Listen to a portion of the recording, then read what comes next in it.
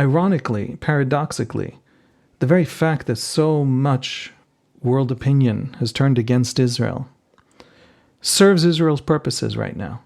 Because Israel needs to show Hamas, one of the great ways that you defeat this kind of warfare is to show that you are actually implacable, to show that you are actually irremovable. In other words, Hamas brings to bear everything it's got, and once it's brought to bear everything it's got, and every ally has said everything they're going to say and done everything they're going to do, Israel is still hunting them down because they stole and massacred children. And so what Israel's leverage in northern Gaza is going to be to make sure that Hamas understands that if it wants to survive, it has to leave Gaza altogether. Israel's leverage is that it's going to stay a long time, that it is not going to bend to world opinion. It is not going to bend to the pressure from the West or from anyone or from the Arab world. And once Hamas understands that, I think this war changes.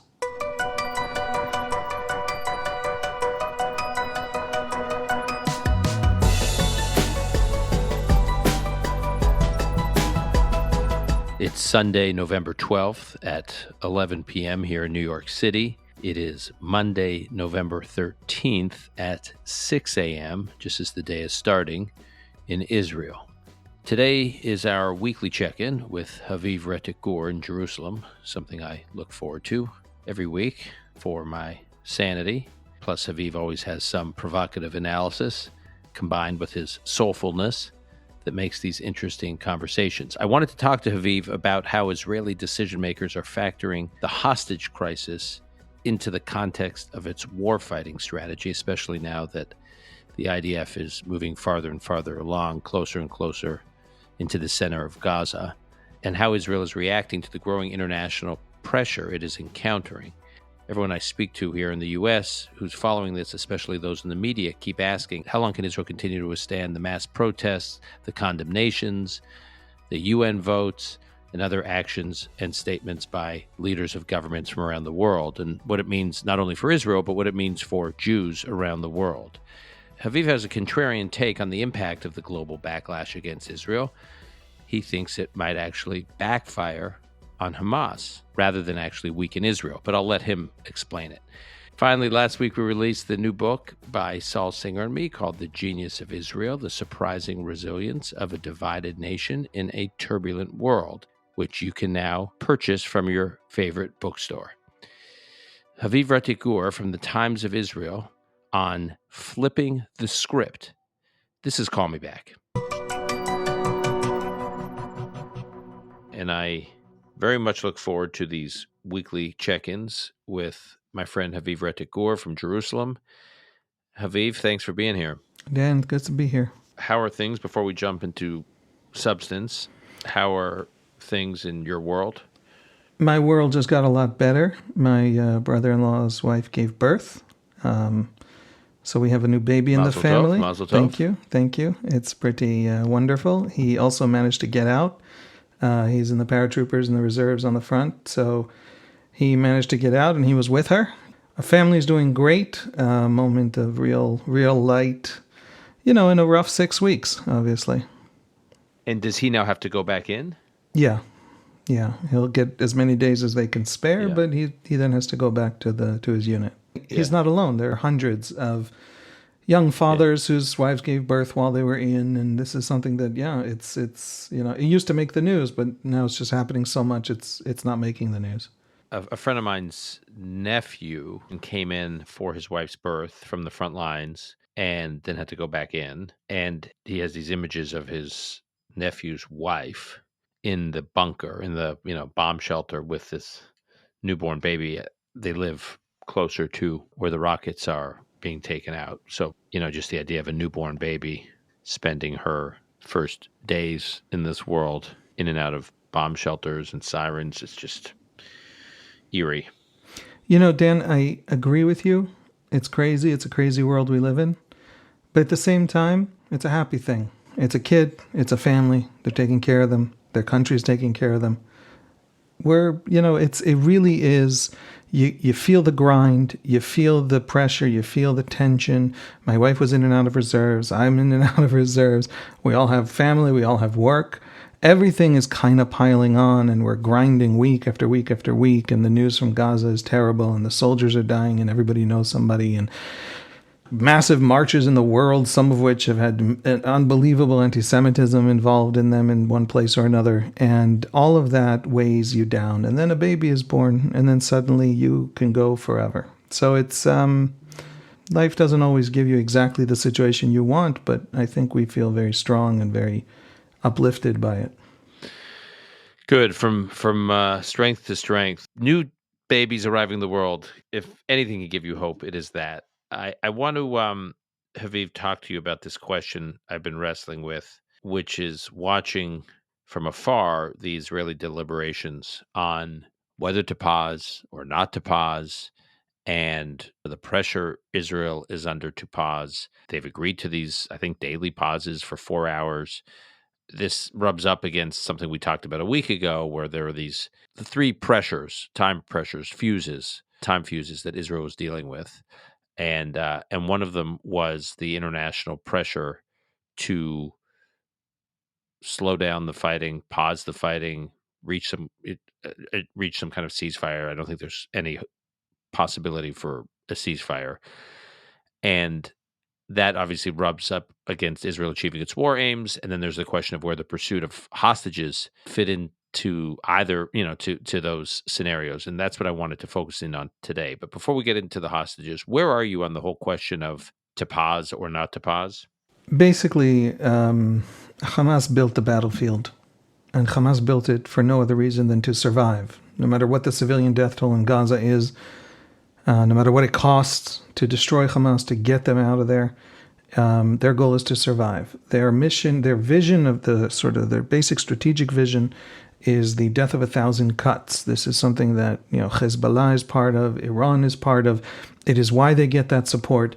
You make Israeli life so miserable that first the elites leave, and then eventually all Israelis leave. It's sort of classic anti-colonial war. And the way you sustain it is you only have to not die. You only have to not disappear. You only have to not be crushed to the point where you can't continue to threaten the enemy again at all costs. Now, part of the cost to Israel is the civilian death toll in Gaza in Hamas's strategic frame. It sounds monstrous to us. It's very standard for anti-colonial conflicts. And so the way Hamas frames its war as an anti-colonial war, when the FLN in Algeria carried on its bombing campaign, its terror campaign against the French, one of the things that eventually weakened and drove the French out of Algeria was the French bombings of civilians and the massive death toll to civilians in Algeria, which the French in their internal discourse couldn't explain. Therefore, that push to crush Hamas, that constant pressure, the only way to respond to this kind of constant attacks on Israel, no matter what, no matter the cost, the higher the cost, both for Palestinians and for Israelis, the more Hamas's strategic vision is being realized. The way to respond to that pressure is to create a situation in which Israel designs the battlefield, Israel reshapes it, pressures on Hamas permanently. It is never lifted right up until the end. And so in Israel, there's an understanding that a 3-day pause means that all of the tunnels that are currently next in line for Israel's destruction, Israel has destroyed something like 150 entrances to these tunnels. It's slowly shrinking Hamas's operating room. It appears, it's very hard to tell from the outside, but as far as we can tell, Hamas is actually unable to mount very serious and effective operations against the Israeli military in northern Gaza, not just because the army isn't descending in massive numbers into the tunnels yet, but actually because they literally haven't been able to launch rockets. The rocket launches are dwindling down. And so Hamas seems to be broken. Its basic chain of command seems to be broken in northern Gaza, and that's a function of the constant pressure. You give them 3 days to regroup, you have to claw back that initiative that you have in shaping the battlefield, because they'll have responded by reshaping it in return. All of that was a long way of saying this war is costing too much to slow it down. This taking the war to Hamas as successfully as it has gone so far has been too expensive to now let up on that effort. So if the Israeli military and the Israeli political leadership agrees to some kind of a ceasefire that's longer than, 6 hours, I would be very surprised, and I think that would be the beginning of a real failure in their management of the war. And can you, for our listeners, just spell out the current arrangement as we understand it in terms of pauses that's been agreed to? There's been something agreed to. Yeah, there's been a lot of different things sort of thrown into the air. What appears to be happening on the ground is that every day, there's a window in which the IDF stops, in a significant way. Obviously, if there's an attack, and there have been attacks during these periods, the IDF responds with gunfire. But there is a stop of any IDF-initiated operations in northern Gaza, in the area where the IDF is operating, mostly Gaza City and its environs, a little bit beyond it as well. And Palestinian civilians are encouraged, and I mean really heavily encouraged, with loudspeakers, with pamphlets, with phone calls to the hospitals. We're talking now about the IDF is coming up to Shifa Hospital, the largest hospital in the Gaza Strip, and asking them to leave. We know that the army has been talking to the heads of that hospital. The army has given them diesel fuel just today, about 300 liters of it. There is this conversation with them to try and get them and to try and give them what they need. They have babies there that need hospital care. So try to be able to remove all those people from the hospital and get out of the battle zone so the IDF can then prosecute its operation and reach, for example, what we know to be a massive Hamas bunker, a massive Hamas headquarters underneath that hospital. So right now we have several hours a day. It's, I think, officially 4. Sometimes it's a little more if they're still walking out. Sometimes it's a little less if people aren't there, or if there's gunfire launched by Hamas. And the rest of the time, the army initiates operations. And the idea that what Hamas is demanding is a significant, 3 days, 5 days, complete pause, complete ceasefire, in addition to many, many other things, in exchange for some kind of a prisoner exchange, some kind of a hostage exchange. And that is not something, I think, everything we've heard from the Israeli army, that is not something that's going to happen. And by the way, I mean, we've heard that from Netanyahu. We've heard that from Defense Minister Gallant. We've heard that from Benny Gantz, the three people at the top of the decision-making apparatus.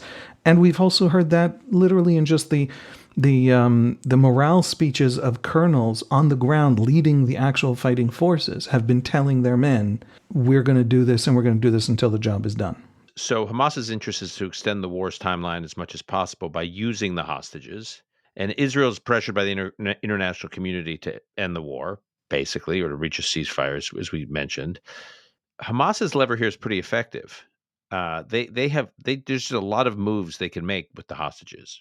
They could say, if you want us to do some kind of hostage exchange, we need the fighting to stop. Or they could use the hostages as a deterrent against Israel in certain areas. Oh, don't bomb here. We have hostages. It just seems that the hostages give Hamas a lot of optionality that in a way that Israel has never had to deal with before. I'm going to say something that tears my heart out. I don't think it does. I think if they had taken 5 soldiers, then we all would have been tormented, worried, thinking about how to get them back. That would have been the primary aim of the operation or the war. But they took 240. They took children, they took babies. They've sent us videos of the children. They're glorying in the kidnapping of babies. By taking 240, I think they have made the cost of allowing them to continue to exist so unimaginably high in our minds that our only alternative to secure the safety of the future hostages, not of these. If hostages are worth what they have been worth until now, then this is the first round, and this will always be the purpose of every future operation. And so we now have to reduce the cost of hostages. And the only way to reduce the cost of hostages is to flip the script and to say the only way they'll release hostages is if it saves their literal skins, as if it is a pause from death. The Hamas organization is in full-blown collapse. I'll let them survive and flee to Egypt and go live somewhere in exchange for 240 hostages. I'll do that. I'm not going to leave Hamas intact in Gaza, planning the next hostage taking, planning the next surprise. The enemy always surprises you. That's the definition of warfare. Every officer and every army worth its weight, worth its salt, knows that the enemy surprises you. I'm not going to wait for them to surprise me again. So Hamas with 240, if it had taken 5, then you would be right, I think. It really would be a real important and difficult question that we'd be asking ourselves. But because they took 240, we're not asking ourselves that. This threat to untold numbers of future children has to be wiped out. And so they've actually simplified things by making the hostage problem so vast. And I don't think they understand that yet. And so they're still playing the old games. They're still trying to send us little messages of psychological torture for the parents. I don't think anything short of 240, anything short of all the civilians, or maybe all the kids, I don't think anything short of a massive gesture from Hamas that actually would be hard for the Israeli government to tell the Israeli people why we're not stopping for this gesture, won't stop it. If they bring all the kids, all of them, forward, and then say, we need 3 days for this, I think they'll get it. But anything short of literally putting the kids in front, right front and center, where we see them, and walking them across the border, anything short of that, the Israelis will interpret, and we've seen that repeatedly. The Israelis have interpreted every single Hamas offer, every single dangling, every single negotiation as Hamas' psychological game that can be ignored because the only thing that will explain to Hamas that it has to release hostages is more military pressure. So, in a sense, the hostages are a big driving force of this war. In a larger sense, the hostages are no longer the Israeli strategy. They can't be, simply because they took so many. Is the Israeli presence in northern Gaza, assuming Israel takes over northern Gaza, a new lever that Israel has, that the IDF has? I mean, we're talking about all the optionality that Hamas has. I'm trying to think of the optionality that the IDF has. It's an interesting question because the IDF has vowed to destroy Hamas. And that takes away a lot of levers, right? If this really is an all or nothing fight, you fight all or nothing. What can the IDF give Hamas that would be, right? You only have pressure, you only have leverage over someone. If they change their behavior, you will change yours. But if you're not going to do anything except destroy them, you have no leverage over them. Which, by the way, is Hamas's problem with Israel right now. It's lost all its leverage over Israel because the Israelis now understand that it's simply genocidal. There is no talking to them, there's no negotiating, and so Hamas no longer really has that leverage over the Israelis. Hamas still hopes that world opinion has leverage over the Israelis. It still hopes that, I don't know what, if the Saudis really get too allergic to the Israelis because of what's happening in Gaza, that will matter to the Israelis. But Hamas no longer has that leverage. I don't think that the Israeli presence in northern Gaza is something Israel is going to negotiate with Hamas over. Ironically, paradoxically, the very fact that so much world opinion has turned against Israel serves Israel's purposes right now. Because Israel needs to show Hamas, one of the great ways that you defeat this kind of warfare is to show that you are actually implacable, to show that you are actually irremovable. In other words, Hamas brings to bear everything it's got, and once it's brought to bear everything it's got, and every ally has said everything they're going to say and done everything they're going to do, Israel is still hunting them down because they stole and massacred children. And so what Israel's leverage in northern Gaza is going to be to make sure that Hamas understands that if it wants to survive, it has to leave Gaza altogether. Israel's leverage is that it's going to stay a long time, that it is not going to bend to world opinion. It is not going to bend to the pressure from the West or from anyone or from the Arab world. And once Hamas understands that, I think this war changes. That point you just made, Haviv, is certainly original. It is fresh. I have not heard anybody make that point, and you're really getting me thinking in real time, because every person I know who cares about Israel, who I'm talking to over here in the U.S., is completely freaked out by the global backlash against Israel. They have the same reaction that I have, which is, how is it that the outrage against Israel commenced even before Israel even responded to the massacre of October 7th? So Jews in the diaspora, but not just Jews, people who care about Israel, the first reaction is, how is it that Israel is the target of all this hate and they haven't even responded? Then once Israel started to respond and there was all this outrage, people over here were like, well, wait a minute. So people are outraged that Jews object to being slaughtered. And then the outrage was, well, there too many Palestinian civilians are being killed.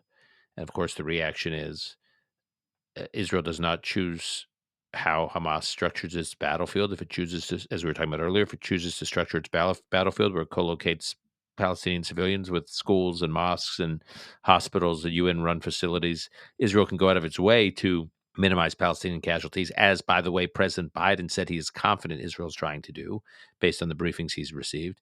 But still, it's war, and especially the way Hamas fights wars, it's very hard for Israel. And with each step of the way, you just watch, no matter what happens, Israel's being attacked and Jews over here are being attacked globally. And I just sense from many of my Jewish friends and Jewish colleagues that they're upset by what is happening because they think it's morally confused at best. At worst, it's outright anti-Semitism, the position that many in the international community are taking. Secondly, they think it's unsustainable. They think Israel cannot keep fighting this war effectively in the face of this international backlash. And what you're saying is that backlash helps Israel, which I'd never considered before, because Israel can say, that's all you got? Hamas, that's all you got? You revved up the whole world against us, and we're still going. I'll tell you, I'll put it real simple. I personally, me, Haviv, don't care what the world thinks of me. I don't trust the world. I don't think there is an international community. I know that's a shocking, horrifying piece of heresy to say that. I look at the weak and small peoples of the world, the Uyghurs, Bosnians, Tutsis, time after time after time, dozens and dozens of times. We just watched a big Arab summit in Saudi Arabia condemn Israel for violations of international law while welcoming Bashar Assad back into the ranks of Arab legitimacy. So, this whole thing of international community and international law and international legitimacy, I just don't trust it. I remember being a young man, this thought first occurred to me. I'm a young man in the army, I'm in uniform, I'm standing on the Lebanese border, I'm looking at Hezbollah positions, all of which are within or near or inside or under villages. And I know that Hezbollah's one, method of operation, their MO, which of course is also true of Hamas, is to have their entire arsenal under civilians so that the Israelis have to go through civilians to get to them. And I know that that's their plan. In other words, international law in this case is the strategy of the bad guys. And where's the international law defending me? Right? We saw in the Syrian civil war, I think there were peacekeepers on the Golan Heights. I think they were from Fiji, from Ireland, and I believe from India. I hope I got that right. And then Jabhat al-Nusra takes the Syrian 2/3 of the Golan. And this is a group affiliated with Al-Qaeda. This is a very, very extremist group. And what do the peacekeepers do? The peacekeepers run behind the Israeli military line and are protected by the IDF. For the duration of the Syrian civil war. And so international law, international community are not things that will save me, and therefore they're not really things that get to decide what will make me safe. So international opinion, it a little bit matters to me. It doesn't matter existentially. But you know what does matter? You know what will change my children's future? What will affect it profoundly? What Palestinians think, what Palestinians believe. Our future, for better or worse, is intertwined. I'm not getting rid of them any more than they're getting rid of me. And so the problem we have, in my view, is every single theory here that claims that we can get rid of the other one. Hamas is the embodiment, the reification. It's not just Hamas. There are other factions in the Palestinian political and ideological elites that have these views. But Hamas is the big one and the powerful one and the popular one that says to Palestinians, we can still get rid of the Jews.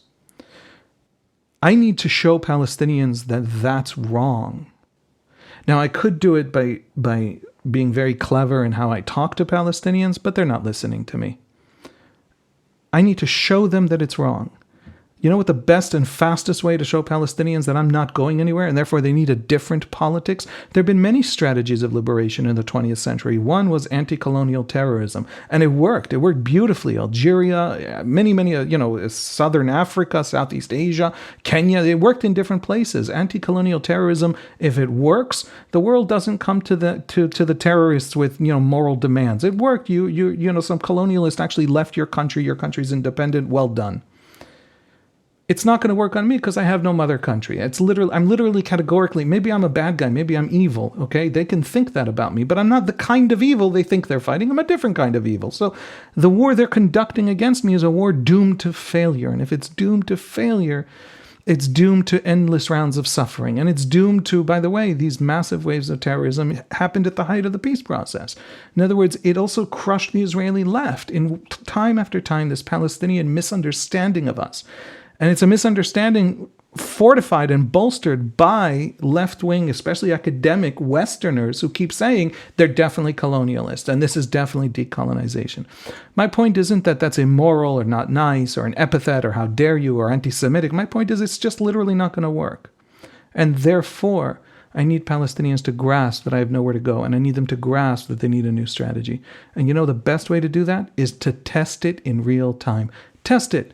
Do your anti-colonial strategy. Do your worst. Let the world do its worst. I'm upset that the world isn't even tougher on us. Because if the world gets tough on Israel, and it works, and we all get up and leave, then they were right all along. Now, I happen to know that's not going to happen. But I need Palestinians to know that's not going to happen so we can have a different future together.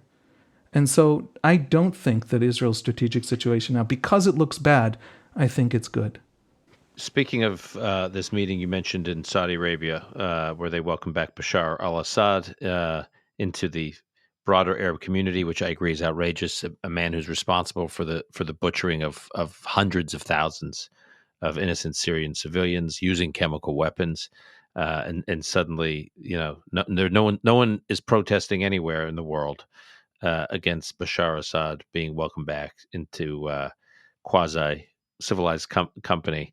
Dan, it's more than that. He killed hundreds of thousands of Sunni Muslims in an effort to rid, as an Alawi, to rid Syria of massive Sunni populations. He actually carried out a purposeful, if we go with the definition of genocide, that's not quite the Holocaust, not quite the Armenian genocide, but something a little less, which is sort of the modern version of this idea. He committed a genocide against Sunni Muslims.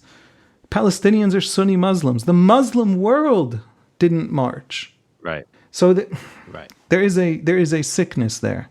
Right. The hypocrisy is even sharper. And it's a hypocrisy that devalues themselves. It's not even a hypocrisy that has anything to do with me. I'm not even complaining. Therefore, don't march for Palestine. March for Palestine. But for God's sake, march for hundreds of thousands massacre. Sunni Muslims march for those 100, please. In other words, it's a devaluation of themselves in favor of these other political stories and narratives. And something bad is happening there when Assad walks onto that stage and is just perfectly kosher and everybody's fine with it. You're right to put a spotlight on it. The repetitiveness and the frequency of the hypocrisy and the double standards, they start to, like with me at least, I sometimes get numbed by them. You know what I mean? It's like it's so you forget how crazy it is, or how crazy it is, but you feel like it doesn't bear. It's not worth mentioning over and over again. But you're right; it is so outrageous. Well, speaking of outrageous, Haviv, specifically these protests going on. And I don't even want to call them protests anymore because they're not even protests that are happening in the West. They are mobs. They are violent. They are targeting Jews. They are targeting Jewish-owned businesses and properties, including on the 85th anniversary of Kristallnacht by design. By design. At first it was a thing. It still is to tear down posters of Israeli hostages that are children. That was a thing, and it continues to be a thing. And now the new thing is identify Jewish-owned businesses and properties and try to destroy them. That is what has been happening at Indigo, which is a large bookstore chain in Canada, the CEO of which is Jewish. That is what's happening to all sorts of businesses, coffee shops here in New York City, Jewish-owned businesses. Attack them, boycott them, pressure the employees to wear the Palestinian flag pin.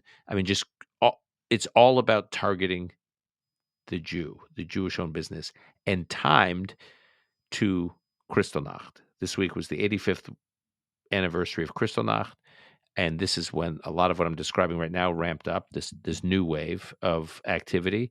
At MIT, the lengths they went to disrupt Jewish students' ability to actually go to class, participate in class. The administration had the complete wrong response and basically tolerating, effectively, without saying it, tolerating these mob intimidation campaigns against Jews. That it's not like, oh, we probably shouldn't do it this week because it's the anniversary of Kristallnacht, and it'll look like too much in common with Kristallnacht, and we don't want to be stigmatized by that. It's the opposite. It's to double down on the barbarism. It's to double down on the depravities. It's to double down on what one would used to think was untouchable or too hot to touch, too we don't want to be associated with that. And now it's not only that they're not afraid of being associated with that, they almost want to own it. They want to own the association. And where this all came together for me, and it's been bothering me all week, but where really it's been incredibly upsetting, the timing of Kristallnacht and the deliberate association with Kristallnacht by these people who are hunting Jews around the U.S. and Canada and Europe. But Nasrallah, coming back to Nasrallah, General Secretary of Hezbollah, speaks to this meeting in Saudi Arabia, of the one we're talking about where Bashar Assad was.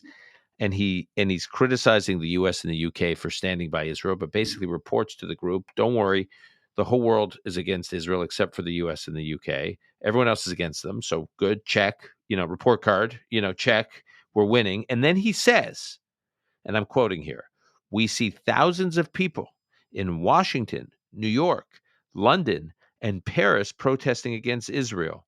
And he's basically saying, these are our useful idiots. These are, without saying the second part, that part I'm not quoting, but it's almost like, look at all these useful, ignorant idiots we have storming the streets of the major cities of the West to attack the Jews and attack Israel. It's all coming together. And I think about these people who are in these protests, some of whom I think are sinister and anti-Semitic and know exactly what they're doing. And some of them are just that, useful idiots. And this is where Nasrallah says the quiet part out loud. I think he wants to own those protests, be associated with those protests. I think he wants to say my cause and their cause are the same cause. And I think he wants to say that because he has a really big problem. He and his ideological and political and financial and military masters in Tehran believe that the destruction of Israel is the beginning of Islam's return into history as an agent of history that is coherent and powerful and can compete with the West. And that is their, vision for these many generations. It is an entire sort of branch of Islamic theory and ideology and strategy and politics of this Islamic renewal vision. And he has been fighting Israel his entire life, and he hasn't got much to show for it. In the years since the Second Lebanon War, or since Hamas took over Gaza in 2007, the Second Lebanon War, I believe, was 2006. In the time since then, Israel's GDP per capita has doubled. Israel's grown more powerful. Lebanon has collapsed. Everywhere where Iran's proxies operate are essentially in collapse. And Israel doesn't look like it's leaving. And not looking like it's being destroyed suggests that the future of a stronger and healthier and happier and more powerful and assertive Islam might not rest with the destruction of Israel. And that's where, you have a lot of these other Sunni conservative regimes who are not radical, who are not activist in that way, saying, hey, maybe we just make peace with Israel and move on with our lives. Nasrallah needs Hamas's attack, needs those protests for Gaza to be about the destruction of Israel. He needs it to be the next ramping up. He wants to make those protesters. By the way, I share with you, there are absolute anti-Semites. There is that whole substrata of Muslim culture. It's not Islam. I live among Islam. I have friends who are Islam. I had a commander in the army. I have neighbors. It is not Islam. But it is a major Muslim political movement that it crosses borders, crosses cultures in the Muslim world. And some of the marches are that, and they reflect that, and they reflect that discourse when they sing, phrases out of the Quran, or they declare certain things that mean when Israel is destroyed, Islam comes back into its own, and it's the beginning of the return of Islam. But huge numbers of them aren't. I'm absolutely convinced it's a majority, but I think it's even a large majority. Many, many, many Westerners, liberal left-wing Westerners, aren't even those college students talking about decolonization. Many of them are just decent people who see the suffering in Gaza, hear that Israel has offered them, no option to the Palestinians for independence, conclude that that's the story, and march on that, because what else are they going to do? They can't come and help anybody, right, in Gaza, right? So they march. Most of them are marching. When Nasrallah claims those marches for himself, Nasrallah doesn't do Israel a disservice. And maybe I'm overly optimistic in all the things I'm telling you today, but what is he saying? He's saying that those decent liberals, they're actually part of the Hezbollah vision of the future of history, in which after we take down Israel, we destroy America, in which, everything we know from Iran, a government that massively oppresses women, massively oppresses minorities, all of that's the future, right? He's trying to own the protests, and it's part of his psychological warfare, but I think it's also part of his attempting to, even now, the tit-for-tat on the northern border is beginning to escalate a little bit. I don't think it's escalating because he wants the war. I think it's escalating because he's feeling the pressure of Gaza suffering while he does nothing. What the heck has he been building an army for 20 years for if he doesn't now step in? But he also understands from what he's seeing in Gaza that if he steps in now, he'll be meeting in Israel a lot more grimly determined to remove threats on its border than it was 2 months ago. So Nasrallah is caught in a vise, and one of the ways that he's trying to get out of it is by owning those protests. There is a lot of pressure on Israel to try to articulate what its vision is for Gaza post-Hamas. And my sense is Netanyahu, in the interviews he's given, has sort of been a little bit all over the place. And he's I think where he's landed is Israel would want to move to a world in which the political and civilian and governance sovereignty and responsibility for Gaza be given to a Palestinian leadership, but that Israel, which has learned these lessons in too hard of a way, will have to be responsible for the security, or at least of the borders of Gaza, that Israel is going to have to be responsible for the Gaza border and probably have some role in the Gaza-Egyptian border to make sure it has some control over who and what is getting into Gaza. But otherwise, Gaza can govern itself. But how you get from here to there will take some time. There will be some transition. Israel has no long-term ambition to govern Gaza, to run Gaza. There's no religious significance in Gaza for Israel. There's no political significance in Gaza. There's no historical significance. I mean, Israel doesn't want to be in Gaza. And there's a tragic legacy of Israel's presence in Gaza, which is a lot of Israeli soldiers were killed during Israel's occupation of Gaza up until 2005. So Israel does not want to be in Gaza. Now, who is that political leadership? If it's not going to be Hamas, is not clear. It could be the Palestinian Authority, but Netanyahu seems to at least be saying that's not likely, or not likely in the near term, because the Palestinian Authority leadership has not condemned the October 7 attacks, and the Palestinian Authority still educates young people with hatred towards Israel. So it's very hard to now put them in charge of this other piece of geography. May make sense, may not. I don't know if that's just a bargaining position by Netanyahu. So he's basically saying, we'll be responsible for security. Palestinians will be responsible for running the place. And we haven't figured out all that out yet, but give us time. Yeah, I think Netanyahu doesn't quite know what to do afterwards. I haven't heard a convincing explanation from Lapid either, or Gantz, or anybody in Israel what to do afterwards. The only people who seem to know are the real radical extreme, the 3% of Israelis on the far right, who think we should just, rush back and build the settlements and figure out, how we deal with 2.5 million Palestinians somehow going forward in some strange way they refuse to explain to any of us. So, and there's a deep, deep conviction among the rest of Israelis that that's not going to happen.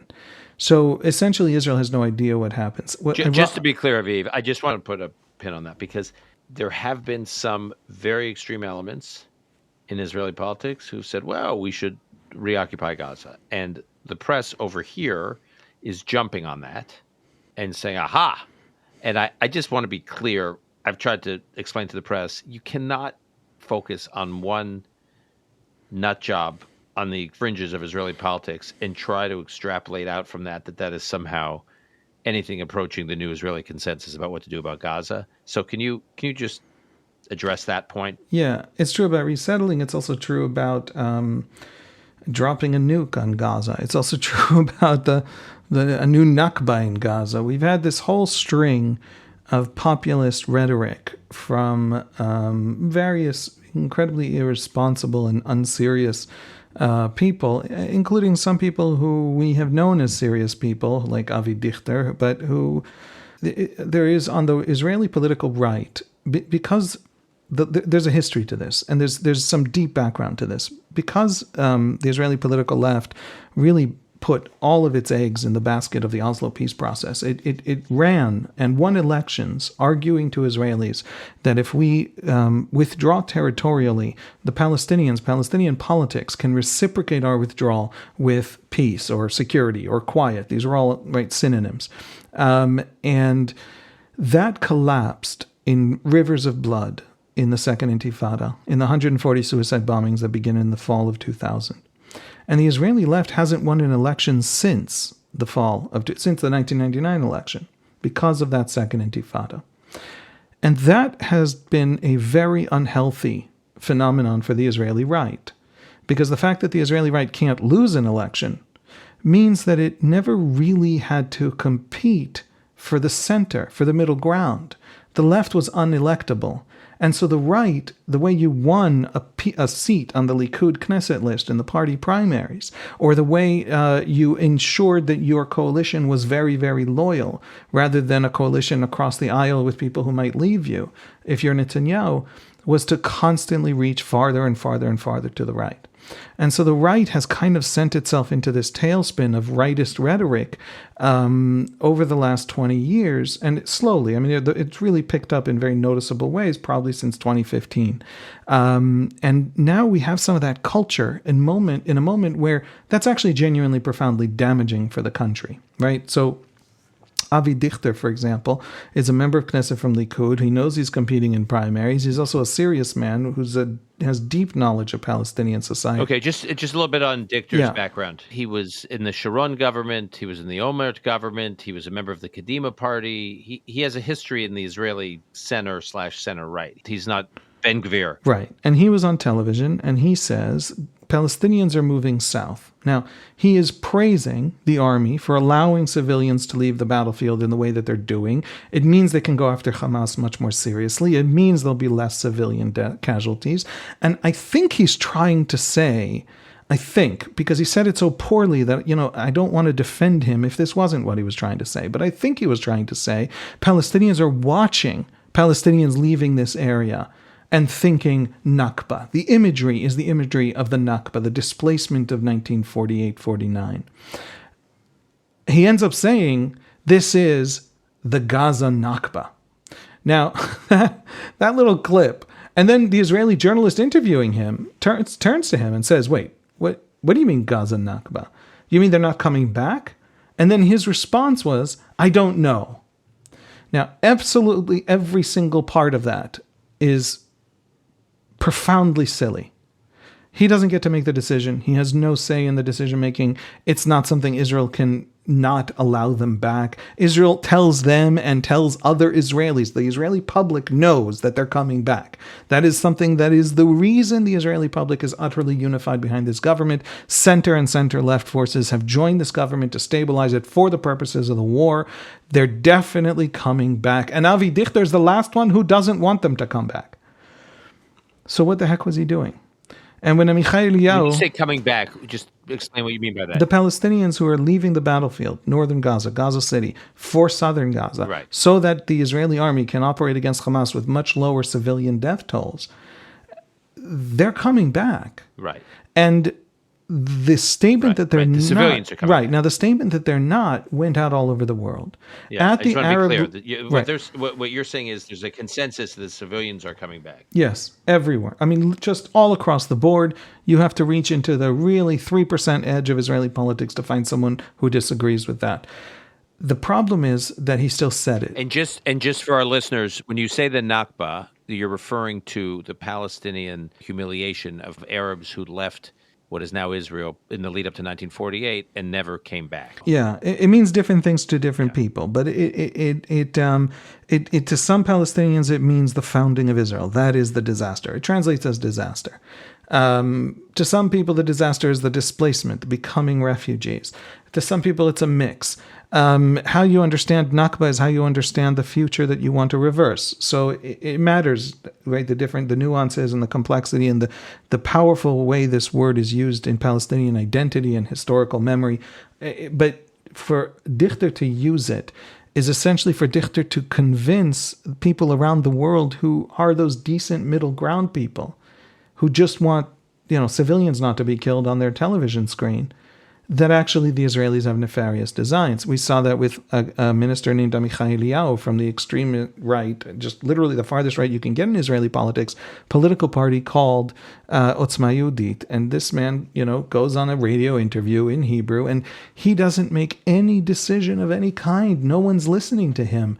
But he's the minister, I believe, of tradition, which is He's totally irrelevant. It's an invented ministry, and he gets up and he's talking about what we're going to do to Gaza, and then the interviewer says, "Well, you sound very bellicose. What are you going to drop a nuclear bomb?" And he says, "That's an option," and he says it with this absolute deadpan tone, and that traveled the world as well. The Arab leaders in Saudi Arabia over the last couple of days talked about the nuclear bomb Israel was planning to drop, but also, if he actually was in the decision-making circles, he wouldn't admit Israel has a nuke, right? So the whole thing was just it was Right, it that's a good was point. so profoundly childish. It was so profoundly childish, and to the rest of the world, to people who don't know us, And just the impracticality of Israel using a nuclear weapon in Gaza, which is, just like a couple miles just on the from an other side Israeli of the city, border. I mean, exactly. the whole absurdity. So the whole thing.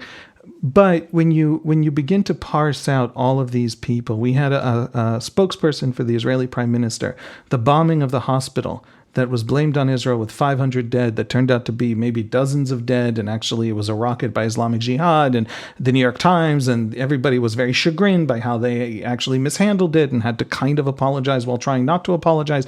All of that drama. Well, within minutes of reports of the actual explosion at the hospital, an Israeli spokesperson of the Israeli prime minister wrote, "This is what happens when terrorists operate from inside a hospital." Now, you had this guy, this essentially right-wing activist who got a job right in the who did the same thing. He seemed to admit Israeli culpability where there wasn't Israeli, but he has no idea. He's not involved in actually the military planning. He didn't check. It took the army 3 or 4 hours to get out a proper answer. And it took this guy about 90 seconds on Twitter to, in the name of the Israeli prime minister, admit that Israel bombed something it didn't bomb.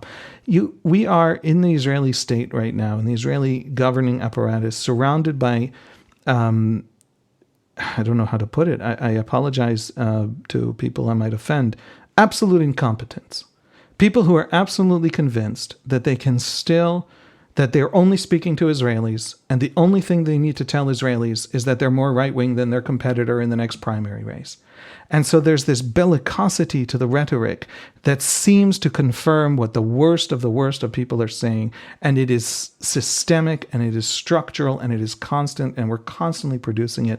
And that's on us. That is not, I wish I could blame the world for looking at us and seeing the wrong thing, but wow, why can't our people shut up? Why can't they be competent? Why can't they say what we actually need to say? The Israeli army over the last 2 weeks has steadily and dramatically escalated its operations for civilians. It has called more. It has, today brought fuel to Shifa Hospital. It needs to scale. It understands that it needs to do much more on the question of the civilian death toll, civilian suffering generally, taking care of civilians. And by the way, both for moral reasons. Israelis would like to have an answer to the rest of the world when it sits in judgment of them. Israelis would like to feel that their army is doing right things as they fight a war that is absolutely good and legitimate and necessary against a monster like Hamas. But also tactically, if we're going to be there for 6 months, 8 months, a year, if we're going to be there for as long as it takes, Israel has to be seen to be worried about civilians. It's something, Joe Biden put a lot of political capital up for us. We can't abuse that political capital by not being the kind of thing that's legitimate to defend in democratic circles in America. And so there's this sense that we have to, this country and this government and this army has to seriously look and think and work on that. And in the meantime, our political class is still full of these people who are still spinning and still in their primary mode in their brain and haven't yet switched. I wish Prime Minister Netanyahu, I asked for it on Twitter, I don't think he read my tweet, had fired Amichai Eliyahu. And I wish he had censured in a real way Avi Dichter, including firing. This is a sensitive moment. If the window closes, if the world really crashes down on us and the Israeli government decides that it's not worth the diplomatic price, as that window closes, the Israeli army will be under a lot of pressure in Gaza to deliver faster. And delivering faster means more civilian dead, more Israeli soldiers dead. These people who think they're fighting a primary race instead of understanding that we're in a serious war, carefully watched by the rest of the world. Is it unfair that they watch us but didn't watch the battle in Mosul as closely when it was American forces? Who cares? Right now, we need those soldiers not to have to die and not to have to kill except Hamasnikim. And so we are disserved by this political culture that leads us right now. All right, Haviv, we will leave it there. Always giving me stuff to think about, which I appreciate, especially the idea that the world's reaction is actually oddly an asset for Israel, which I hadn't really thought about. To be continued. Thanks for having me.